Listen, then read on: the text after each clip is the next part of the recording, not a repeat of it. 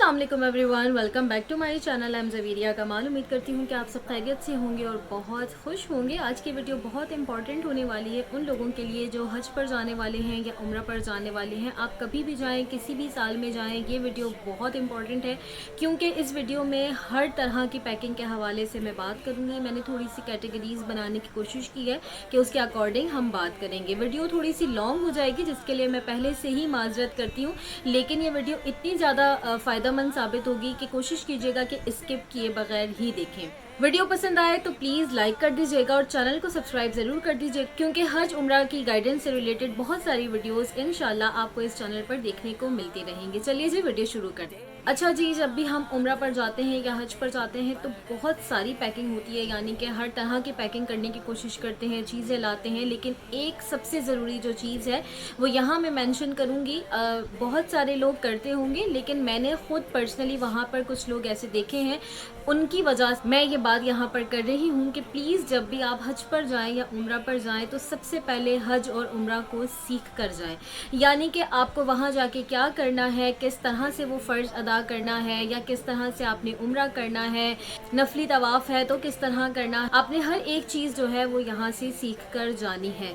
क्या होता है कि मैंने कुछ लोग वहाँ देखे जो आ तो जाते हैं या कभी कोई गिफ्ट में भी भेज देता है, लेकिन वहाँ आकर वो परेशान हो रहे होते हैं कि अच्छा जी अब हमने 7 चक्कर लगा लिए हैं, यानी कि हमने तवाफ़ कर लिया, अब हमने क्या करना है। तो आप यहाँ से यानी कि जहाँ से भी जा रहे हैं अपने मुल्क से हज या उम्रा सबसे पहले सीख कर जाएं। और अगर आप नहीं भी जा रहे तो आप सीख लें, आपकी नॉलेज में इजाफा होगा और इंशाल्लाह जब कभी जाने का मौका मिलेगा तो आप इससे फ़ायदेमंद हो सके। हज और उम्रे से रिलेटेड बुक्स भी हैं, आप हज उम्रे से रिलेटेड बयानात सुन सकते हैं। बहुत खूबसूरत बयान है मुफ्ती मोहम्मद अकमल साहब का, आप वो सुन सकते हैं। उस पूरे बयान में उन्होंने पूरी हर एक चीज़ बताई है, मेंशन की है, तो ज़रूर सुनिएगा ताकि ऐसा ना हो कि कोई मिस्टेक हो जाए और दम लाजिम हो जाए और आपको पता भी ना चले, तो ये फिर जो एक उम्रे का सवाब है कहीं गलती से वो गुनाह ना बन जाए, अल्लाह ना करे। तो इसलिए ये सब चीज़ें आप अपने घर से पढ़ के और सीख कर ज़रूर जाइए। अच्छा जी,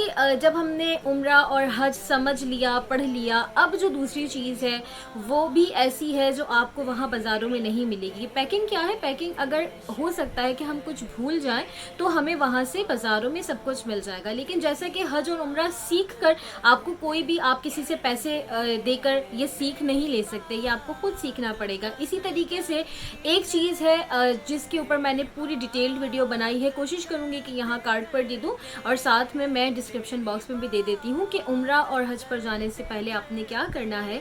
कि जैसे ही आपको पता चला कि आपने भाई उम्रा या हज पर जाना है इंशाल्लाह, तो आपने वॉक शुरू कर देनी है क्योंकि वहाँ पर बहुत ज़्यादा चलना पड़ता है और आपको हरम मस्जिदुल हराम में, मस्जिद नबवी में इतना ज़्यादा चलना पड़ेगा कि आपकी टांगों को पहले से आदत होगी, तो आपको वहाँ उस सफ़र में बहुत आसानी होगी इंशाल्लाह। अच्छा जी, अब हम बात कर लेते हैं जी कपड़ों के हवाले से। तो सबसे पहले बात करती हूँ मैं लेडीज़ की। आप अपने मुल्क से जा रही हैं तो कोशिश कीजिए कि अबाए 2 से 3 जितने भी आप लेकर जा रही हैं, लेकिन ये मैं आपको मशवरा दूंगी कि ब्लैक अबाया ना हो क्योंकि अक्सर वहाँ पे गर्मी ही होती है, वो रेगिस्तान है।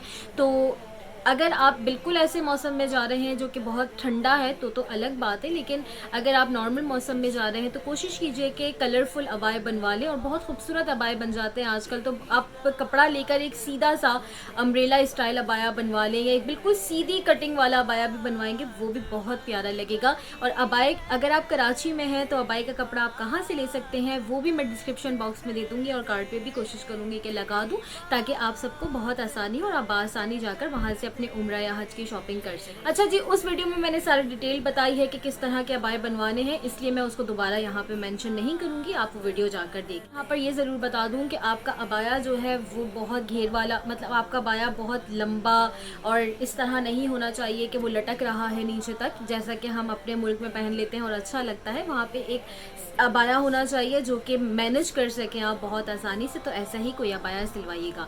अगर आप लीलन का कपड़ा लेना चाहते हैं तो आप उसका अबाया अबाया भी बहुत अच्छा सिलवा सकते हैं। लीलन में एक प्रॉब्लम ये होती है कि आपको उसको बार बार आयरन करना पड़ता है और वहाँ पर ये चीज़ थोड़ी सी मुश्किल हो जाती है। इसलिए जॉर्जेट का कपड़ा ऐसा होता है कि आपने पहना, आपने उसको अगर धोया भी है तो वो आपको वैसा का वैसा ही आप यूज़ कर सकते हैं, आयरन करने की इतनी ज़रूरत नहीं पड़ती। अच्छा जी, ये तो बात हो गई थी लेडीज़ की। जेंट्स की, भाइयों की बात कर लेती हूँ। जैसे मेरे पापा हैं वो सिर्फ़ और सिर्फ शलवार कमीज़ पहनते हैं, तो अगर ऐसे आपके साथ मर्द हजरात हैं जो सिर्फ शलवार कमीज़ पहनते हैं तो फिर आपको थोड़ी सी क्वांटिटी में रखने पड़ेंगे। और अगर जैसे मेरे हस्बैंड हैं वो पैंट और टी शर्ट को ज़्यादा प्रेफर करते हैं, वो शलवार कमीज़ या कुर्ता सिर्फ जुम्मे वाले दिन ही पहना था वहाँ पे, तो आप अपने आप देख के आपके साथ किस तरह के मर्द हैं कि वो या तो शलवार कमीज़ पहन रहे हैं या पैंट टी शर्ट पहन रहे हैं। अगर पैंट टी शर्ट है तो आप जो घर से इस्त्री करके लेकर जाएंगे तो वो आपके बिल्कुल बासानी काम आ जाएंगे। और अगर आप शलवार कमीज़ है और उसको धोएंगे और फिर दोबारा करेंगे तो ये आपके लिए प्रॉब्लम होगी, आपको इस्त्री करनी पड़ेगी वरना वो कपड़ा अच्छा नहीं लगेगा। अच्छा जी, एक जो वहाँ पे बहुत मेन खर्चा है वो कपड़े धोने और कपड़े इस्त्री करने का भी आता है। अगरचे आप वहाँ से डिटर्जेंट नहीं लेना चाहते तो आप अपने मुल्क से डिटर्जेंट अपने साथ ले जाएं। जो भी आप अपने घर में यूज़ करते हैं वो आपको सस्ता भी पड़ेगा। लेकिन जैसे मैं गई थी, अगर हम 2 लोग थे तो वहाँ पे आप कपड़े धुलवा भी सकते हैं लेकिन उसके बहुत ज़्यादा चार्जेस होते हैं। यानी कि अगर उसको आप अपनी करेंसी में, मैं पाकिस्तानी हूँ तो मैं पाकिस्तानी करेंसी में जब उसको कन्वर्ट करूँ तो मुझे तो वो बहुत महंगा लग रहा था और मुझे एक तरीके से वो फजूल खर्ची लग रहा था। तो मेरे लिए ज़्यादा बेटर ये था कि जब हम मक्का में पहुँचे थे तब दूसरे दिन ही मैंने एक टाइड वहाँ पर डिटर्जेंट मिलता है, बहुत अच्छा होता है, उसका 2 रियाल का पैक था जो कि मैंने ख़रीद लिया और पूरे मक्का के 12 दिन वो 2 रियाल का पैकेट चल गया था बहुत आराम से। इवन मैं डेली बेसिस पर अपना जो ड्रेस पहनती थी वो मैं धोती थी, क्योंकि मैं सिर्फ 2 ड्रेसेस लेकर गई थी, एक पहनती थी एक धोती थी, एक पहनती थी एक धोती थी। इस तरीके से मैंने किया था ताकि इतना ज़्यादा लगेज ना लेकर जाना पड़े। उसके अलावा जो हस्बैंड का एहराम था वो भी कभी धोना पड़ता था या इस तरह की चीज़ें, तो डेली बेसिस पर धुलता था लेकिन वो आराम से 12 दिन चल गया था। जब मैं मदीनातुल मुनव्वरा पहुंची तो मैंने फिर एक 2 रियाल का पैकेट ख़रीद लिया और वो भी वहाँ 12 दिन चल गया। तो आप देख लें, मेरे साथ के कुछ लोग थे जो कि अपने यानी कि हमारे कराची से अपने साथ लेकर गए थे डिटर्जेंट, तो उनको भी बहुत आसानी थी। आप देख लें, आपको जिस तरह भी ठीक लगे। अच्छा जी, अब बात कर लेते हैं कपड़े आयरन करने की। तो वहाँ पर आप जो अपने हम जो अपने घरों में बड़ी सी इस्त्री यूज़ करते हैं वहाँ पर वो नहीं चलती हैं, उनके सॉकेट्स जो हैं वो उन्होंने कम पावर वाले बनाए हैं। अगर आप कोशिश करते हैं अपनी इस्त्री वहाँ चलाने की या कुछ भी हाई वोल्टेज का चलाने की तो वहाँ पर स्पार्क हो सकता है या आग लगने का भी ख़तरा हो सकता है। तो ऐसी कोई भी चीज़ ना करें जिससे आपको या होटल के मैनेजमेंट को प्रॉब्लम हो। तो आप या तो अपने साथ अपने यहाँ मुल्क में देख लें कि ऐसी आयरन मिल रही है जो कम वोल्टेज की हो, नहीं तो वहाँ पर भी मिलती है।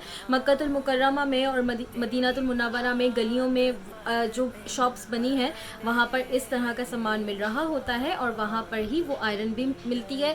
मेरे ख्याल में 25 to 30 रियाल की वो मिल जाएगी और 20 वोल्ट की होती है, तो वहाँ पर चलना बहुत आसान हो जाए। मैं अपने साथ उस वक्त में जो अबाया लेकर गई थी तो मैं स्कार्फ ज़्यादा लेकर गई थी और मतलब कलरफुल स्कार्फ्स ले लिए कि एक दफ़ा ये पहन लिया, डेली बेसिस पर चेंज कर लेती थी। तो इस तरीके से अगर आप सिर्फ अबाया और स्कार्फ लेते हैं तो आप इस तरह कर सकते हैं। नहीं तो मेरे पास एक बहन का सवाल आया था कि क्या हम दुपट्टा नहीं पहन सकते ड्रेस का, तो आप बिल्कुल पहन सकती हैं। जिस तरह हमारे लॉन के दुपट्टे होते हैं, जैसे ये मैंने शिफॉन का दुपट्टा पहना हुआ है, इस तरह के जो ड्रेसेस के साथ होते हैं आप पहने। लेकिन कोशिश करें, जैसे ये शिफॉन है, अभी तो ये मैंने बहुत ज़्यादा इसकी लेयर्स की हुई है ना, तो ये बिल्कुल भी सी थ्रू नहीं हो रहा। नहीं तो अगर मैं आपको इसका दिखाऊं, अगर इसकी जस्ट एक लेयर हो तो ये ऐसा है, देखें ये इस तरह का है, तो ये सी थ्रू है। अब आप इसको डायरेक्ट अगर बांधेंगे तो आप बेपर्दगी होगी। तो कोशिश करें अगर लॉन या कॉटन का दुपट्टा है तो वो आप ले लें। इस तरह का है तो फिर आपको बांधना बहुत अच्छे से पड़ेगा, नहीं तो बेपर्दगी का ख़तरा हो सकता है। इसके अलावा वहाँ पर लेदर सॉक्स मिल रहे होते हैं, ये आप वहीं से परचेज़ कर लें या अगर आपके मुल्क में मिल रहे हैं तो आप ले जाएँ, क्योंकि वहाँ पर क्या है कि मक्कातुल मुकर्रमा में स्पेशली जब हम सही करते हैं, तवाफ़ करते हैं, तो हम इतना ज़्यादा चलते हैं कि वो जो टाइल्स हैं वो पाँव पर लगती हैं और फिर छाले भी हो जाते हैं। 3-4 दिन ऐसा हुआ कि मैंने नोटिस किया कि मेरे पैरों में कुछ हो रहा है, दिखा तो बहुत ज़्यादा छाले थे। तब वो सॉक्स ख़रीदे थे। आपने अक्सर अगर आप गए हैं तो आपने देखा होगा लोग वहाँ पर पहनते हैं, तो आप वो ख़रीद कर आराम से पहन सकते हैं और बासानी उस सफ़र में आप अपने पैरों को भी आराम दे सकते हैं और बहुत आसानी से चला जाता है, उनसे कोई तकलीफ़ नहीं होती, कुछ पता नहीं चलता। वैसे तो वहाँ अल्लाह पाक हिम्मत दे ही देते हैं, लेकिन फिर भी जो एहतियात, जो आसानी हम कर सकते हैं हमें ज़रूर करनी चाहिए। अच्छा, यहाँ पर एक और बात है कि हमने स्लीपर्स रखने हैं या शूज़ रखने हैं। वैसे वहाँ पर शूज़ बहुत कंफर्टेबल रहेंगे अगर आपने स्लीपर्स रखने हैं या शूज़ रखने हैं। अब जैसे मैं जब गई ना, तो मैंने क्या किया कि भाई मैंने नए शूज़ ले लिए और नए शूज़ लेने के बाद ये किया कि भाई उसको वहीं पहनने हैं ना। तो अब जिस तरह एयरपोर्ट पर मैं गई थी तो मेरी मम्मा ने बहुत अच्छा सा मेरा पाया सिया था, तो उसके ऊपर मैं अपनी सैंडल पहन गई कि हैंड कैरी में मैंने शूज़ रख लिए कि मैं जहाज़ में चेंज कर लूँगी। जब मैंने जहाज़ में वो शूज़ पहने और जस्ट मैं जहाज़ से नीचे उतरी थी और सऊदी एयरलाइन थी हमारी, वो जो बस में हम बैठते हैं कि वो हमें एयरपोर्ट तक लेकर जाती है जद्दा में, और सिर्फ इतनी सी देर में ही मेरे पैरों में छाले हो गए थे, जो कि नई चीज़ से हो जाते हैं। तो कोशिश करें आप जो भी शूज़ ले रहे हैं, स्लीपर्स ले रहे हैं, जॉगर्स ले रहे हैं, पहले से उनको यहीं अपने मुल्क में पहने और अपने पैरों को भी आदत करवाएं उन्हीं के अंदर कोशिश करें कि आप वॉक करें ताकि आपको उनके अंदर चलने की आदत हो, क्योंकि कोई भी नई चीज़ इस तरह हम पहनते हैं तो वो एडजस्ट होने में भी टाइम लगता है और फिर वहाँ हमको मुश्किल होगी, तो ये बहुत ज़्यादा मुश्किल वाली बात हो जाती है। अच्छा जी, इसके बाद बात कर लेते हैं जी डॉक्यूमेंट्स की, कि डॉक्यूमेंट्स आपने अपने पास हर बैग में रखने हैं। अगर आपके पास 4 लगेज हैं, यानी कि आप 4 लोग हैं, 4 लगेज हैं और आप सबके पास 4-4 हैंड कैरी है, तो आप कोशिश करें चारों के आप सेट बनवा लें। जैसे कि अगर मैं जब गई थी, मेरे हस्बैंड गए थे, तो मेरा जो सेट बना, जैसे मेरा पासपोर्ट, मेरा NIC, मेरा वीज़ा, मेरे टिकट्स, मेरे होटल वाउचर्स, मेरे ट्रैवलिंग वाउचर्स, सारे का हमने 4 सेट बनवा लिए अगर हमारे पास 4 बैग्स हैं। इसी तरह मेरे हस्बैंड के भी, और हर बैग में रख दिया, क्योंकि इससे ये होता है कि कभी भी किसी चीज़ की ज़रूरत पड़ जाती है तो आपके पास होना चाहिए। और जैसे कि मैं हूँ तो मुझे एक थोड़ा सा खौफ था कि भाई मुझसे ओरिजिनल पासपोर्ट या ओरिजिनल NIC कहीं गुम ना हो जाए, तो मैंने ये रिस्पॉन्सिबिलिटी अपने हस्बैंड को दे दी कि मैं नहीं संभालूंगी, आप देखें। मेरे पास सिर्फ और सिर्फ फ़ोटो कॉपीज़ होती थी, ओरिजिनल उनके पास रखे हुए। तो आप ओरिजिनल एक जगह रख लें या बहुत हिफाजत से रखें, क्योंकि जब हम दूसरे मुल्क गए हैं तो वो सबसे ज़रूरी चीज़ है। लेकिन अपने पास आप होटल वाउचर, होटल वाले आपको कार्ड देंगे, वो हर चीज़ अपने बैग में रखें। और लेडीज़ जो क्रॉस बैग लेती हैं या बैग पैक लेती हैं, उसके अंदर भी एक सेट ज़रूर रखें, कभी भी किसी चीज़ की ज़रूरत आपको पड़ सकती है। इसके अलावा उम्रा बुक, हज बुक, जो भी आप लेकर जा रहे हैं वो रखें, लेकिन प्लीज़ जो भी आप ऐसी चीज़ रखें जिसके अंदर कोई भी कुरानी आयात हो या अहदीस हो, तो उसको बहुत अदब के साथ रखिएगा, क्योंकि लोग ले तो जाते हैं लेकिन फिर वो बहुत बेअदबी होती है कि कहीं पे भी रख दिया, वो बैग कहीं नीचे पड़ा है, तो बहुत आपने उसका ख्याल रखना है। अगर आप अदब के साथ लेकर जा सकते हैं तो ज़रूर लेकर जाएं, नहीं तो वहीं से परचेज़ करने की कोशिश करें। उसके अलावा तवाफ़ की जो तस्बीह है वो बहुत अहम चीज़ है। वहाँ पर जो आपने देखी होगी कि 7 दानों वाली एक तस्बीह मिलती है, उसके अंदर सिर्फ 7 दाने होते हैं। तो वो इसलिए होते हैं कि आपने जब एक चक्कर लगाया, यानी कि तवाफ़ का एक चक्कर लगाया, तो आपने वो एक, आपको याद रहेगा कि एक लग गया, फिर आपने दूसरा लगाया तो आपने दूसरा दाना हटा दिया। इस तरह वो 7 दानों की एक छोटी सी तस्बीह होती है, वो ज़रूर लेकर जाइएगा, वो बहुत फ़ायदेमंद होती है। और कोशिश करें कि अगर घर के फैमिली मेम्बर्स जितने भी हैं तो सबके पास वो तस्बीह अलग अलग मौजूद हो। उसके बाद बात कर लेते हैं जी खाने पीने की। वहाँ पर खाने पीने का ख़र्चा बहुत ज़्यादा है, क्योंकि हम अपने घर से दूर होते हैं, हम चलते बहुत ज़्यादा हैं, भूख बहुत ज़्यादा लगती है। जब अपने घर में होते हैं, अगर इतना ज़्यादा नहीं चलते तो हम 3 वक्त खाना फिर भी खाते हैं, लेकिन वहाँ पर हम बहुत ज़्यादा चलते हैं, तो स्नैक्स टाइम हो या शाम का वक्त है या सुबह का वक्त है या बे टाइम भी कह लें कि भूख लगती है, तो उसके लिए अगर आप ये चाहते हैं कि आपके वहाँ ज़्यादा पैसे ना लगें, तो आप अपने साथ नाश्ते और स्नैक्स का सामान लेकर चले जाएं। सबसे पहले तो नाश्ते के लिए आप केटल ले जाएं, क्योंकि ये एक आसान भी रहेगा कि आप अपने होटल से जब निकलें, थोड़ा बहुत नाश्ता करके निकलेंगे तो बड़ा फ्रेश महसूस करेंगे।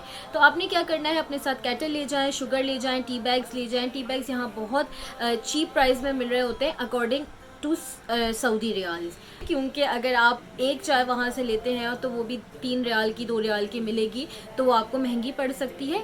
वैसे आप पी लें अगर आपका दिल है, लेकिन कोशिश करें कि नाश्ते वगैरह में आपको ये जहाँ तक भी हो सकता है आप खर्चा बचा सकते हैं तो बचा लें, नहीं तो आपकी अपनी मर्जी है। अगर आप लेकर जाना चाहें तो केटल ले जाएं, शुगर ले जाएं, पाउडर मिल्क ले जाएं, आप अपने आराम से वहाँ चाय बनाएं और साथ में कुछ नाश्ते का ले जाएं। जैसे मेरे साथ कुछ लोग थे तो वो लोग लेकर आए थे पापे, लेकर आए थे, वो गोल वाले पापे होते हैं वो लेकर आए थे, और सिंपल पापे, केक रस्क है, इस तरह की चीज़ें आप ले जाएं, बिस्किट्स ले जाएं। यहाँ जो हमारे यहाँ हाफ़ रोल मिलता है, वहाँ वो हाफ़ रोल 2 रियाल का होता है, 2 रियाल मीन्स 100 रुपये, और यहाँ पे हम 110-120 रुपये का वो हाफ़ रोल का 6 का डब्बा मिल जाता है। तो आप हिसाब लगाएं कि आपको कितना सही पड़ सकता है अगरचे आप यहाँ से लेकर चले जाएं, लेकिन ये आपके अपने ऊपर है। अगर आप अफोर्ड करते हैं तो आप वहाँ से भी लें। इसके अलावा कुछ चीज़ें ऐसी होती हैं जैसे कि निम्को होती है, या इस तरह की जो भी चीज़ आप खाना पसंद करते हैं, या शाम के वक्त आपको भूख लगे, आपके पास थोड़ा सा बैग में हो, तो वो आप अपने साथ ले जाएं, आपको बहुत आसानी रहेगी। सर लोग जाते हुए ये मशवरा देते हैं कि भाई आप 10 पैक खाना ले जाओ, सस्ता पड़ता है। मैं आपको बताऊं बिल्कुल भी सस्ता नहीं पड़ता, बल्कि 10 पैक खाना ले जाना आपके लिए मुश्किल पेश कर देता है। वो ऐसे कि आपने 10 पैक लिया, पहली बात तो वहाँ पर तकरीबन 10 रियाल में अच्छा सालन मिल जाता है और 3 रोटी साथ देते हैं। यहाँ पर वही 10 रियाल 500 रुपये हैं, तो 550 तक 600 तक का ही 10 पैक एक सालन का मिलता है।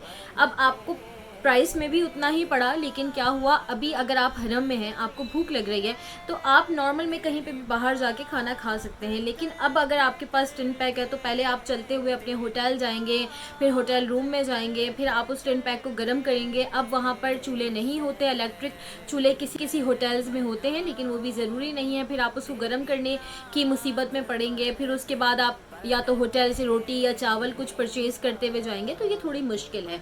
लेकिन हाँ, अगर आपके साथ कोई पेशेंट है जिनको आप रोज़ बाहर का खाना नहीं दे सकते, तो आप ये भी कर सकते हैं, आप घर का खाना बनाकर उसको भी 10 पैक करवा सकते हैं। तो भादराबाद पर चार मीनार चौरंगी पर टीजेज़ है, उसके पीछे जो कुर्तुबा मार्केट पड़ती है, वहाँ पे राजू आइसक्रीम के सामने एक शॉप है, वहाँ से आप 10 पैक करवा सकते हैं। और मैंने सुना है, मेरा कोई एक्सपीरियंस नहीं है, लेकिन मेरी एक जानने वाली गई थी तो उन्होंने बताया था कि अच्छा 10 पैक कर दिया था और वहाँ पर उनको बहुत आसानी हुई थी। तो अगर आप ऐसा चाहते हैं तो आप करवा सकते हैं। मेरा लेकिन अपना कोई इसका पर्सनल एक्सपीरियंस नहीं है। इसके अलावा आप खाना लेकर जा रहे हैं या नहीं लेकर जा रहे हैं, आप वहाँ से ख़रीद कर खा रहे हैं, लेकिन एक ग्लास प्लेट इस तरह ज़रूर लेकर चले जाएं। लेकिन ऐसे नहीं कि आपने वहाँ पे प्रॉपर दस्तरखान लगाना है, जस्ट एडजस्ट करने के लिए कि कभी कुछ ज़रूरत पड़ जाए तो आपके पास चीज़ें मौजूद। उसके अलावा एक बहुत अहम चीज़ जो कि आप अगर कुछ भी वहाँ पे खाते हैं पीते हैं या थोड़ा सा भी आपने कुछ करना है, तो आप अपने मुल्क से ही लेमन मैक्स और स्कॉच ब्राइट ज़रूर लेकर जाएं। ये मैं लेकर गई थी तो बड़ी आसानी रही थी, और इससे क्या होगा कि आपके जो भी बर्तन वगैरह यूज़ हुए हैं आपने फ़ौरन से ही उनको धोकर रख देना है, वरना वो खाली पानी से वो बात नहीं। अब बात कर लेते हैं जी मेडिसिन्स की। तो मेडिसिन्स आपके हेल्थ इशू के अकॉर्डिंग जो भी हो आप ले जाएं, लेकिन उसके अलावा फूड पॉइजनिंग की, डिहाइड्रेशन की, जैसे कि ORS होते हैं, आप ज़रूर रखें। वहाँ पर डिहाइड्रेशन बहुत हो जाती है, वहाँ पर इन चीज़ों की बहुत ज़्यादा ज़रूरत। कोई हेल्थ इशू है तो उसकी सारी मेडिसिन ज़रूर रख कर लेकर जाएँ। बुखार, नज़ला, खांसी, ये तो आपने ज़रूर लेकर जाना है, क्योंकि हवा जब चेंज होती है तो कुछ ना कुछ इस तरह छोटे मोटे प्रॉब्लम्स हो जाया करते हैं। बात कर लेते हैं उन चीज़ों की जो कि नेसेसरी आइटम्स हैं, जैसे कि मोबाइल चार्जर हो गया, मोबाइल अडाप्टर हो गया, साथ के में पावर बैंक ज़रूर रख लीजिए, और उसके अलावा एक्सटेंशन ज़रूर रखें, क्योंकि वहाँ के सॉकेट्स अलग होते हैं तो एक्सटेंशन काम आती है। उसके अलावा आप अगर अपने मोबाइल से रिलेटेड जो भी सामान है तो वो ज़रूर रख लीजिए। साथ में आपने एक सीज़र रखनी है, सीज़र लेडीज़ ने तो ज़रूर रखनी है, क्योंकि आपने उम्रा करने के बाद बाल काटने होते हैं तो आपके पास सीज़र होनी चाहिए। लेकिन जाते हुए या आते हुए उसको अपने हैंड कैरी में नहीं रखिएगा, अपने लगेज में लेकर जाइएगा, वरना हैंड कैरी में एयरपोर्ट पे प्रॉब्लम हो सकती है। और उसके अलावा आप अगर मेरी तरह पेन और डायरी को प्रेफर करते हैं, जैसे कि मैं पेन और डायरी का प्रेफर करती हूँ, मैं मोबाइल वगैरह में लिखना इतना मुझे सही नहीं लगता है। इस वक्त भी जो मैंने मोबाइल में लिखा हुआ है तो मैं आपको, मैंने पेन और डायरी का लिखे हुए की जस्ट पिक्चर ली हुई है, लेकिन मैं पेन और डायरी में ही लिखना प्रेफर करती हूँ। तो आप जब भी हज या उम्रा पर जा रहे हैं, आपको वो जैसे जैसे सब दुआ का बोल रहे हैं तो लाजमी नाम लिख लें आप, ताकि आप उनका नाम वहाँ ले सकें। अपनी दुआएं लिख लें, जैसे जैसे सब याद आ रहा है कि भाई वहाँ जाकर ये चीज़ देखनी है, उस जगह जाना है, ये करना है, वो वैसे आप लिखते रहें। तो वो अपने साथ ले जाएं, अपने पर्स में रखें, अपने बैग में रखें, ताकि वो चीज़ आपके पास रहे तो आप बासानी उसको बार बार जब ज़रूरत पड़े खोल कर देख सकें। इसके अलावा बाजरा आप यहीं से ले जाएं, अपने मुल्क से ले जाएं, क्योंकि वहाँ पर कबूतर बहुत होते हैं, उनको बाजरा डालना बहुत अच्छा लगता है। वहाँ पे कुछ एक्सपेंसिव भी होता है और यहाँ से आप ले जाएंगे तो सस्ता भी पड़ेगा, और आप अपनी तरफ से, अपने रिश्तेदारों की तरफ से, अहलो अयाल की तरफ से वो बाजरा कबूतरों को डाल सकते। नेल कटर आपके पास ज़रूर होना चाहिए, क्योंकि उसकी बहुत ज़रूरत पड़ती है वहाँ पे। सन ब्लॉक ज़रूर होना चाहिए, क्योंकि वो रेगिस्तान है, धूप बहुत होती है, आपको गर्मी बहुत लगती है, स्किन भी बर्न हो जाती है, तो सन ब्लॉक ज़रूर रखें। और साथ में आप shampoo, soap, hand wash, toothbrush, paste, ये सब चीज़ें लाजमी रखिएगा। कोशिश करें कि छोटे छोटे से, आपने देखा होगा ट्रैवलिंग पाउचेस मिलते हैं। मैं जब सऊदीया गई थी तो मैं लेकर आई थी, लेकिन मैंने अब यहाँ देखे, यहाँ पर मिलते हैं जिसके अंदर छोटी छोटी सी बॉटल्स होती हैं हैंड वॉश के लिए। इस तरह आप वो एक ट्रैवलिंग पाउच ख़रीद लें और सब लोग अपने पास अलग रखें, ताकि जब एक बंदा वॉशरूम जा रहा है तो ये मसला ना हो कि वो उससे मांग रहा है, वो उससे मांग रहा है। सबकी अपनी ट्रैवलिंग किट हो और वो वॉशरूम में जाए, अपना टूथब्रश हो, अपनी उसकी टूथपेस्ट, जो भी मतलब चीज़ें हैं, टॉयलेटरीज हैं जितनी सारी, उसकी वो एक साथ हो, ताकि वो बार बार एक्सचेंज भी ना करनी पड़े और सबकी चीज़ें अपने पास हों। कभी कोई हरम में है, इधर है, उधर है, सब जिसको जब ज़रूरत पड़ रही है तो वो उसको यूज़। सुई धागा ज़रूर रखें, इसकी चीज़ ज़रूरत तो किसी वक्त भी पड़ सकती है। और जितनी भी ऐसी ख़वातीन हैं जो मेरी अम्मी की तरह बहुत सुघड़ हैं, वो उनके तो पर्स में नॉर्मल डेज़ में भी आप पूछेंगे जी तो सुई धागा क्या, हर काम की चीज़ निकल जाती है, लेकिन सुई धागा भी ज़रूर मिल जाता है। साथ में सेफ्टी पिन्स ज़रूर रखें, कभी भी कुछ भी ज़रूरत पड़ सकती है सेफ्टी पिन की। अब मैं तो जब हिजाब करती हूँ तो मुझे तो बहुत ही ज़रूरत पड़ती है, तो मेरे पास हिजाब की पिन, जो सेफ्टी पिन्स हैं और जो हिजाब पिन्स होती हैं, स्कार्फ पिन्स, वो बहुत ज़्यादा ही तादाद में पर्स में रखी हुई हूँ। बात कर लेते हैं परमानेंट मार्कर की। अब परमानेंट मार्कर उन लोगों के लिए ज़रूरी है जिनके साथ कोई ऐसे पेशेंट्स हैं जो कि या तो भूल जाते हैं, या कोई ओल्ड एज लोग हैं, या कोई बच्चे हैं। तो आपने क्या करना है कि परमानेंट मार्कर लेना है और एक हेयर स्प्रे लेकर जाना है अपने साथ, अपने मुल्क से। अब आपने क्या करना है कि आपके साथ कोई बच्चा है, ओल्ड एज पेशेंट्स हैं, या कोई बड़ी उम्र के लोग हैं जो कि या तो कुछ भूल जाते हैं, रास्ता भूल जाते हैं, कुछ भी हो सकता है, तो आप उनके इस तरह हाथ पर, यहाँ पर मोबाइल नंबर, अपने होटल का नाम लिखें और उसके ऊपर हेयर स्प्रे कर दें। तो वो बहुत घंटों तक ऐसे ही स्टिल रहेगा, तो बहुत आसानी हो जाएगी। अल्लाह ना करे अगर कोई खो जाए तो वो आप का जो भी पेशेंट है या बच्चा है उसको होटल तक एटलीस्ट पहुंचा सके या फ़ोन कर सके। बात कर लेते हैं बैग्स की। अच्छा, बैग्स के हवाले से मेरी एक वीडियो है जो मैंने खाने काबा में बैठकर बनाई थी। मैं कोशिश करूँगी डिस्क्रिप्शन में उसका लिंक ऐड कर दूँ, लेकिन आप वो जाकर ज़रूर देखिएगा, इन्फॉर्मेशन के हवाले से भी है। तो बैग पैक आपने क्या करना है, लेडीज़ ने एक बैग पैक ले लेना है, अच्छा सा साइज़ का ले लेना है, मतलब ऐसा भी नहीं कि आप इतना बड़ा ले लें, लेकिन एक नॉर्मल साइज़ का, जो कुछ ऐसे हार्ड मटेरियल के मिलते हैं। जब मैं गई थी, मैं अपनी मम्मा के साथ जब शॉपिंग करने गई और मैंने लिया तो मुझे एक हार्ड मटेरियल वाला अच्छा लग रहा था, लेकिन मेरी मम्मा ने मुझे कहा बेटा इसके अंदर सामान कुछ भी नहीं आएगा, वो एक सॉफ्ट से मटेरियल का था, तुम ये ले लो, इसके अंदर सामान आएगा। तो वाकई में जब मैंने उसके अंदर सामान रखा तो मुझे ये बात बिल्कुल समझ आई कि अम्मी ने बिल्कुल सही बोला था। अगर मैं वो हार्ड मटेरियल वाला ले लेती तो उस बैग के अंदर कुछ भी नहीं आ सकता, क्योंकि वो ऑलरेडी इतना कंजस्टेड हो रहा होता है, तो उसके अंदर नहीं आता। एक सॉफ्ट मटेरियल वाला बैकपैक, अगर आपका होटल दूर है या वैसे भी आप चाहते हैं कि भाई एक नमाज से दूसरी नमाज में काफ़ी ज़्यादा टाइम है, अब आपने काफ़ी कुछ पढ़ लिया है, थोड़ा सा टाइम आप चाह रहे हैं कि कमर सीधी करनी है, तो एक चादर आप अपने साथ उसके अंदर रख लें। और उसके साथ आपके लिए क्या होगा कि जब भी आप हरम में लेते हैं कहीं भी, तो आपने वो चादर निकाली और ओढ़ ली, एक बहुत पतली सी छोटी सी चादर, आप या तो वहाँ से ख़रीद लें या यहीं से अपने जो भी आप है, या कोई इस तरह का दुपट्टा या शॉल होती है तो वो भी आप ले सकते हैं, उससे बहुत आसानी होती है। उसी के अंदर साइड पे जो भी चीज़ें हैं आपकी, आप उसको रख सकते हैं। लेकिन अपने फ़ोन के लिए, अपने पैसों के लिए और अपने इम्पॉर्टेंट डॉक्यूमेंट्स के लिए आपने एक क्रॉस बैग लेना है, छोटू सा।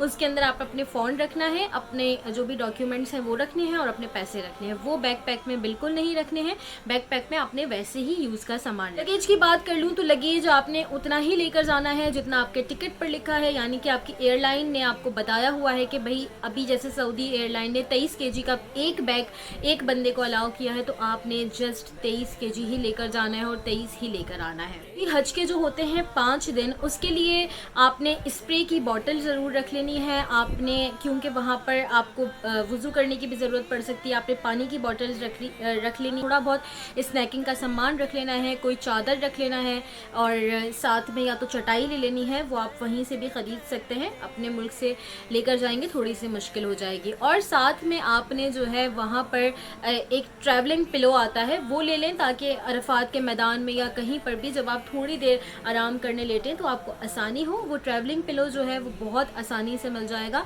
आप किसी भी मार्केट से जाकर पता कर सकते हैं। हज डॉक्यूमेंट्स आपने अपने पास ज़रूर रखने हैं। आपको जो भी आपका खैमा नंबर बताया जाएगा, चीज़ें बताई जाएंगी, वो आपने लाजमी अपने पास लिख कर भी रखनी है, सारे डॉक्यूमेंट्स भी रखने हैं ताकि कोई बदमज़गी ना हो। अच्छा जी, यहाँ पर एक और टिप है कि जब आप जाते हैं तो आप पहली बात तो फ़ौरन सिम नहीं लेते, कुछ टाइम लग जाता है। लेकिन अगर आपने सिम ले भी ली है और सिम लेने के बाद भी, अब जैसे मैं गई थी मैं अपने हस्बैंड के साथ, हमने क्या किया, हमने पहले ही दिन पहुंचते ही ये बात डिसाइड कर ली, मक्का में मस्जिदुल हराम में अब्दुल अजीज गेट के सामने एक बैंक अल राजी या अल रजी बैंक, तो उस बैंक को हमने अपना पॉइंट बना लिया था कि अगर चाहे एक बंदा कॉल कर रहा है कि भाई खाने के लिए हमने जाना है और दूसरा बंदा कॉल रिसीव ना करे, या फ़ोन बंद हो, या अल्लाह ना करे फ़ोन चोरी हो जाए, या कुछ भी मसला हो, तो हम इस बैंक पे पहुंचेंगे। लेकिन अगर आधे पौन घंटे तक दूसरा बंदा नहीं आएगा तो हम सीधा होटल चले जाएंगे।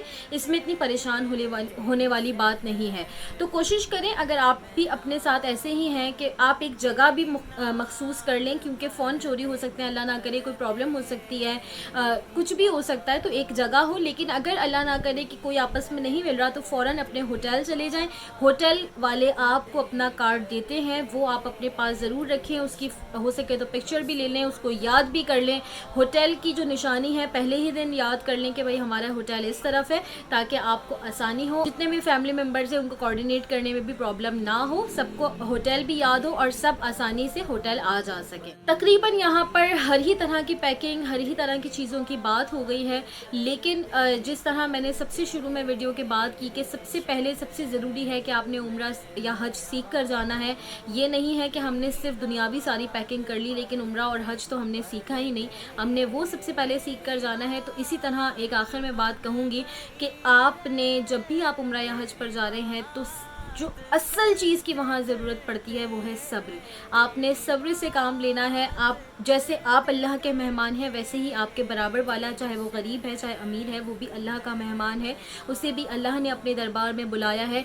थोड़ी सी कोशिश अगर आप कर सकते हैं, किसी के लिए कुछ भी ना करें, सफ़ा मरवा पे अगर आप खड़े हैं अपने लिए जमजम निकाल रहे हैं तो दो किसी को पिला दें। अगर आप खजूर की गुठलियाँ नीचे पड़े हुए देख रहे हैं तो उनको उठाकर आप डस्टबिन में फेंक दें, ताकि वो अगर उससे एक बंदा भी बच गया तो आपको यकीनन बहुत ज़्यादा सवाब मिलेगा। सवाब कितना मिलेगा, क्या मिलेगा, इसका मैं और आप अंदाज़ा नहीं लगा सकते हैं। लेकिन जितनी कुछ ऐसी ओल्ड एज ख़वातीन होती हैं, यहाँ पे मैं बात अपनी बहनों से कर रही हूँ, ये बात भाई भी कर सकते हैं कि कोई अंकल हैं या हम अपनी बात कर रहे हैं तो कोई आंटी हैं जो अकेली हैं जिनको वॉशरूम जाना है, तो आप पकड़ के उनको वॉशरूम ले जाएँ और इस तरह किसी की हेल्प हो सके। अगर कोई ऐसी खातून है जो आप देख रहे हैं कि जिनको रियाजुल जन्नह जाना है तो आप पकड़कर उनको अपने साथ ले जाएं। इस तरह की छोटी छोटी नेकियां वहाँ करने की कोशिश करें। इंशाअल्लाह अल्लाह पाक हमें अपनी रहमत के हिसाब से ज़रूर सवाब देगा। लेकिन इस हमदर्दी में प्लीज़ अपने आप को अलर्ट रखिएगा। ऐसे नहीं हो कि कोई आपकी अच्छाई का फ़ायदा उठा ले, क्योंकि ये मेरे साथ हो चुका था। एक आंटी मुझे बहुत फोर्स कर रही थी कि मैं उनके साथ मस्जिद नबवी से बाहर जाऊं, उनके होटल जाऊं, अकेली जाऊं, अपने हस्बैंड को ना बुलाऊं। इस तरह आप अपने आप को अलर्ट रखें कि कोई आपकी अच्छाई का, आपकी हमदर्दी का फ़ायदा ना उठाए। अपने आप को होशियार भी रखें। ऐसे भी नहीं है कि जिसने जो भी बोला आपने कर दिया है, क्योंकि पहली बात हम गैर मुल्क में हैं, दूसरी बात सऊदीया है, वो पाकिस्तानियों को पहले ही बहुत बुरा जानते हैं। तो कोई आपको अपना बैग रखवाए, कोई चीज़ रखवाए, कोई बच्चा पकड़वाए, कुछ भी हो, आपने ऐसा कुछ नहीं करना। कोई आपको कुछ दे, इस तरह भी नहीं करना। जो बांट रहे हैं वो एक अलग बात है, लेकिन अगर आपको कोई कुछ रखवाने के लिए देता है, किसी को देने के लिए देता है, तो आपने नहीं लेना है।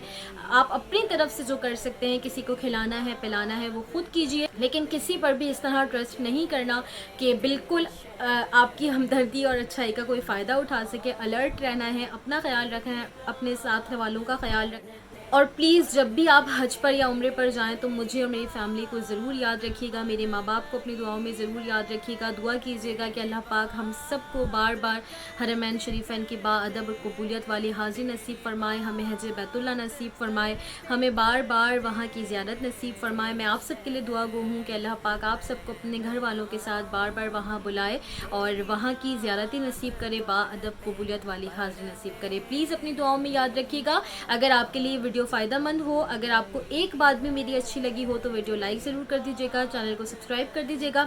आखिर में कहूँगी, अगर आपका कोई ऐसा एक्सपीरियंस है कि जितनी चीज़ें मैंने बताई इससे हटके कोई चीज़ है तो ज़रूर आपने एक अच्छा बड़ा सा कमेंट कर देना है। जिसका कमेंट मुझे लगेगा बहुत ज़्यादा फ़ायदेमंद है मैं उसको पिन कर दूँगी ताकि वो दूसरों के लिए भी फ़ायदेमंद साबित हो।